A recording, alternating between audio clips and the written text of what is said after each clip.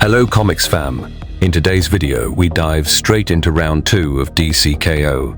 And things are about to get absolutely feral. This round is pure chaos. Blood-curdling, no holds barred, bare-knuckled, super-powered mayhem unleashed across the multiverse. Every hero is fighting for survival.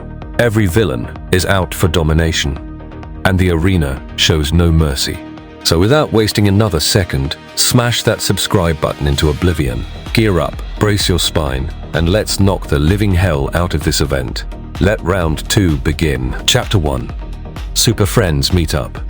The story opened with a warm flashback of the Trinity sitting together.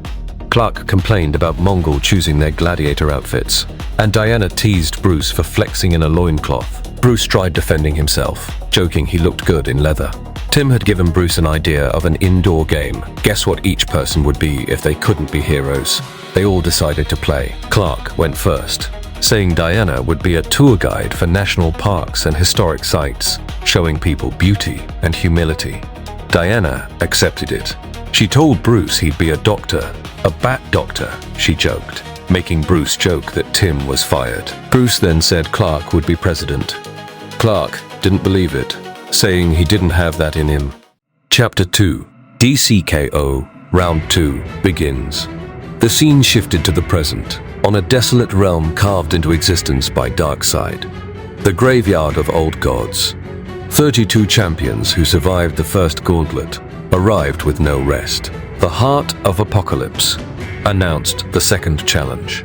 Hidden across the terrain were powerful items: Blue Beetle's Scarab, Godkiller Sword, Whirlogog, Atom's Belt, Mother Box, Thor's Hammer, Psycho Pirate's Medusa Mask, Bane's Venom, Speed Force Ring, Power Rings, Genie Pen, the Claw of Horus, Soul Taker Sword, the Lasso of Truth, the Cosmic Rod, and a mystery item.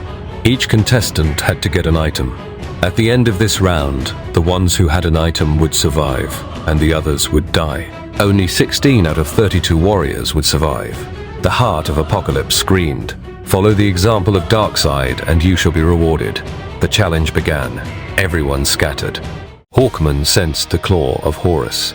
Cyborg targeted the Mother Box. Lex used scanners in his armor to locate the power rings and blasted off.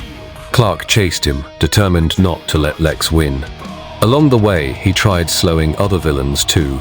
His focus sharpened on Lex above all. Elsewhere, Diana fought Etrigan for the Atom's Belt.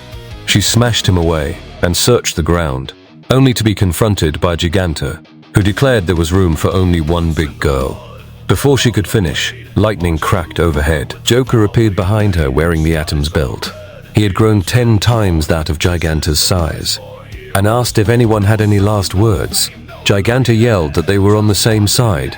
Joker shrugged, saying he forgot. Then he stepped on Giganta, splattering her remains all across the arena. As Wonder Woman and Cheetah ran for their lives, Joker scraped off what was left of Giganta and ate her. At the Godkiller site, Metamorpho and Plastic Man tore into each other for the Godkiller sword. Plastic Man coiled around him, bragging he'd upgraded to polyphenylene sulfide, superplastic. Metamorpho snarled, transformed into boiling superplastic, and melted Plastic Man off in steaming clumps. He reached for the sword, but Starro dove in and seized it. The aliens screeched in victory, right before Jay Garrick blitzed through and ripped the blade from its feelers. Across the battlefield, Guy Gardner crept toward the Speed Force ring. He reached out, and crack! Harley Quinn smashed it with her hammer, swiped it, slipped it on, and instantly erupted with cackling, explosive Speed Force energy. Superman slammed into Lex, but Lex recovered and said he wanted to thank him. He explained that being trapped in the Phantom Zone had shown him what Superman was made of: cosmic energy and beauty. As Lex floated there, he had an epiphany. Superman ignored him and kept attacking. Lex revealed he had expanded his kryptonite collection, able to draw from different kryptonite spectrums. He used red, pink, and yellow energy to hurt Superman, saying this moment was for Superman to finally listen. Lex admitted he once hated Superman for holding humanity back from greatness, but now realized Superman's real crime was doing too little. He said the Phantom Zone taught him what he truly wanted. Then he revealed the kryptonite blade that he had designed. He slashed at Superman and cut off his right hand. Lex described the vision he saw upon arriving in the heart of Apocalypse, a perfected universe remade in his image. He asked what Superman saw. Superman stayed silent. Lex fired green kryptonite shards into him, forcing Superman to listen to the world's fear and longing. Lex said people wanted Superman to save them, but he never would. Calling Superman a coward, Lex walked off, saying he would save the world himself. Chapter 3. Starro commands you. Superman writhed in the dirt, kryptonite tearing through him, when the battlefield roared awake again. Guy Gardner shot across the wasteland in a Green Lantern ring-powered jet, screaming toward the claw of Horus, only for Hawkman to dive-bomb past him and snatch it in one brutal swoop. Across the field, Cyborg reached the mother box. He pressed his hand into its circuitry, let the data flood in, and whispered, "There you are, Mama. Talk to me, at the Soul Taker's resting place." Chaos erupted. Swamp Thing's vines lashed, Etrigan's flames exploded, and Big Barda's megaton strength shook the ground as all three collided in a brutal scramble for the blade. Lobo, meanwhile, charged straight at Bane's venom canister. He grinned, right until Starro's tendrils wrapped around his spine. Lobo snarled, ripped the alien off chunk by chunk, and slammed the venom trigger. The serum detonated through his veins, ballooning his muscles, turning him monstrous. But every severed Starro piece regenerated into a full Starro clone, and they swarmed. One Starro slapped over Power Girl's face. Another took Jay Garrick. Another wrapped onto Wonder Woman. More latched onto Lobo and Firestorm, creating a twisted Starro league. They moved as one. Power Girl blitzed Supergirl, aiming to rip away the Medusa mask. Firestorm unleashed blazing fury on Aquaman, who fought to protect the cosmic rod. Jay Garrick blurred in front of Black Lightning, blocking his path to the Warlogog. Wonder Woman smashed Zatanna aside before she could reach Thor's hammer.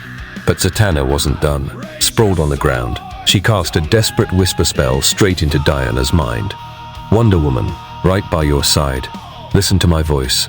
Diana's hand brushed the hammer. Boom! Lightning tore from the sky, obliterating the Starro on her face. Empowered, she swung Thor's hammer like a divine storm, smashing every Starro parasite free and unleashing the heroes from their control in a single god-tier thunder strike. Chapter 4. Rise of the Undead Gods. Guy Gardner sprinted toward the blue beetle scarab, convinced he would finally secure it, but Red Hood vaulted over him and snatched it first. The scarab immediately reshaped itself around him, converting into a full weapon system that he proudly announced as the Red Beetle Armory. He aimed both cannons directly at Joker and yelled that it was time for a punchline, but Harley Quinn arrived in a burst of Speed Force energy and made it clear that she intended to eliminate Joker herself.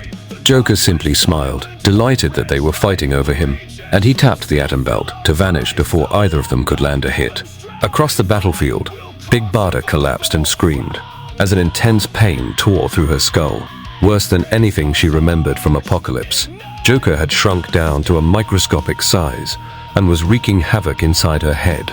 Cheetah spotted the genie pen and leaped toward it, but King Shark blocked her path and challenged her to see if she had the courage to face a great white. Cheetah responded with a grin and invoked the strength of a megalodon from Dinosaur Island, striking King Shark with overwhelming force. While they clashed, Etrigan used the distraction to claim the genie pen, and below them, Zatanna seized the God-Killer sword. She shouted that they had to reach the power rings before Darkseid's Legion of Doom did. Lex Luthor streaked through the air toward the rings, only to be crushed under a massive construct shaped like the Fortress of Solitude, created by Star Sapphire. She retrieved the rings for herself, but Lex fired a hydraulic claw that tore one from her grasp. A single ring was enough, because it was a Black Lantern ring. Sapphire taunted him, saying it would be useless without any dead to command, but Lex quietly asked if she was certain. He activated the ring, and the ground trembled as ancient dead gods began to rise from beneath the earth. Superman felt the shift, and Supergirl hurled the Medusa mask toward him, while shouting for him to take it. Before he could reach it, Captain Atom blasted Supergirl aside and sent the mask flying. When Superman turned, he saw an impossible sight. The undead cosmic beings emerging from the ground and falling into formation behind Lex. Lex directed them without hesitation and used them to overwhelm Firestorm and Power Girl. all while keeping his attention locked on Superman alone. Chapter 5. Rise of Omega Superman. The flashback of that evening hit again. Superman remembered how he had denied that he would be president. If he wasn't Superman, Clark said that he would be a firefighter. Bruce had smiled and said that Clark needed to evolve his thoughts. He had to be more in order to win. He had to crack the math in order to level up. Bruce's words echoed in Superman's mind as he saw the carnage unfolding in the bloody arena. His body throbbed. The wound where his right hand used to be screamed in pain. In his mind, he was analyzing all possibilities to crack the math. And suddenly, the rules laid down by the Heart of Apocalypse crossed his mind. Follow the example of Darkseid, and you shall be rewarded, it had said. Superman remembered that Darkseid had sacrificed his life in order to become King Omega. He pulled out the kryptonite shard from his shoulder, and as Lex commanded an undead god to bring his feet upon him, Superman took the shard and stabbed himself in the heart. Lex smiled. "Who is the real Superman now, my friend?" Superman rose. He said, I am Superman, and Superman is." He had died for the game, and the mystery item had been unlocked. The Omega Sanction. The power of Darkseid himself. Superman walked into the game again, cackling with Omega energy. He fired the Omega blasts from his eyes and obliterated the Elder Gods, like Darkseid did eons ago. He turned at Lex to decimate him too. But right then, Guy Gardner acquired the final item, the Warlogog. The Heart of Apocalypse declared that the level had ended, as all the items had been acquired.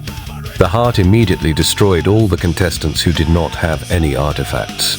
And then, it declared the names of the final 16 champions moving to the next level. Joker, Etrigan, Jay Garrick, Superman, Hawkman, Lobo, Zatanna, Guy Gardner, Lex Luthor, Harley Quinn, Red Hood, Aquaman, Wonder Woman, Captain Atom, Swamp Thing, and Cyborg.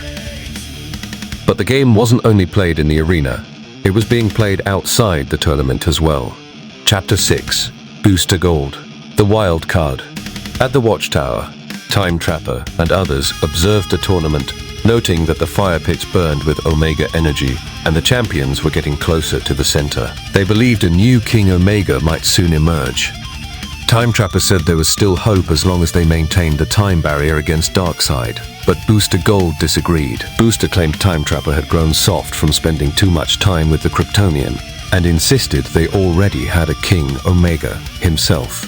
As he said Darkseid's name with a grin, he suddenly attacked Time Trapper, snapped his neck, and declared, "It is time I entered the arena." That's it for today, ComixFam. How was our narration? Please let us know your thoughts in the comments box. Next up is Batman, Night Fight 2, the K.O. tie-ins, and Superman vs. Captain Atom. Stay tuned for breathless action. Keep buying comic books, and stay absolute.